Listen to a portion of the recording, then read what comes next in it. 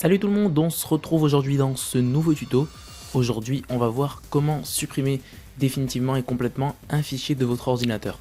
Ça va être très pratique si vous voulez faire disparaître à tout jamais un fichier sensible de votre ordinateur et que vous voulez que personne ne puisse le récupérer.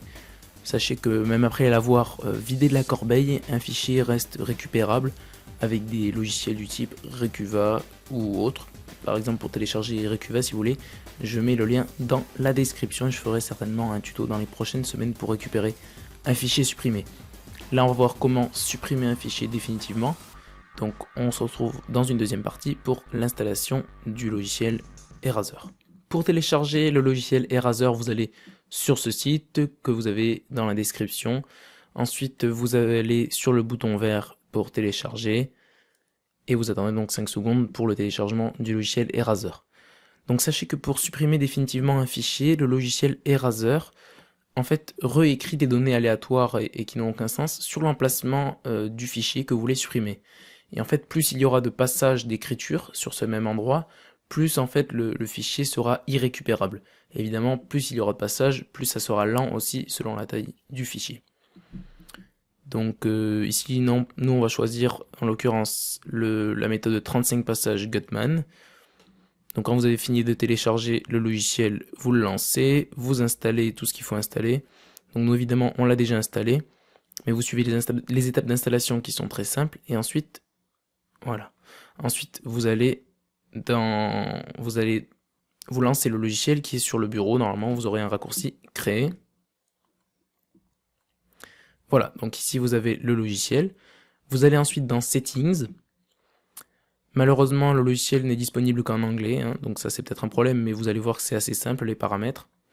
Ici, il y a deux paramètres qu'on va modifier, Default File Eraser Method et Default Drive Eraser Method. Donc le premier permet en fait de choisir le nombre de passages pour supprimer un fichier, et le deuxième, le nombre de passages pour supprimer pour effacer en fait un disque dur.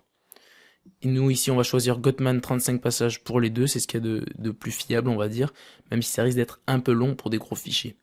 Quand vous avez fini, vous faites Save Settings, et ensuite vous allez dans Erase Schedule, ici vous allez dans New Task. Je vous conseille de mettre Run Immediately, comme ça, après avoir cliqué sur OK, la suppression du fichier sera immédiate. Vous allez ensuite dans Add Data. Target Type, ici vous mettez File, à moins de vouloir supprimer un disque dur, ici vous mettez Drive ou Partition. Vous gardez File ici. Eraser Method, vous gardez celle des paramètres à moins que vous vouliez en changer une autre. Si par exemple vous voulez supprimer un fichier plus lourd, vous pouvez mettre 7 passages ou 3 passages selon ce que vous voulez. Donc ici on garde 35 passages en mettant défaut. On va ensuite dans Browse et on choisit ici le logiciel, le fichier en l'occurrence qu'on veut supprimer. Donc là on prend ce document Word, on fait ouvrir, et quand on a fini, on finit par OK ici, et encore OK. Et vous pouvez voir que, je ne sais pas si vous avez vu, ça s'est supprimé très rapidement, mais si vous allez sur le bureau, il n'y a absolument plus rien, ce fichier a été absolument supprimé, et il reste absolument aucune trace de ce fichier.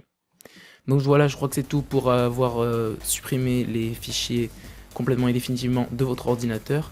Si la vidéo vous a plu, n'hésitez pas à aimer la vidéo, à vous abonner et à écrire un commentaire si vous avez quelque chose à dire. Nous on se retrouve très vite pour un nouveau tuto.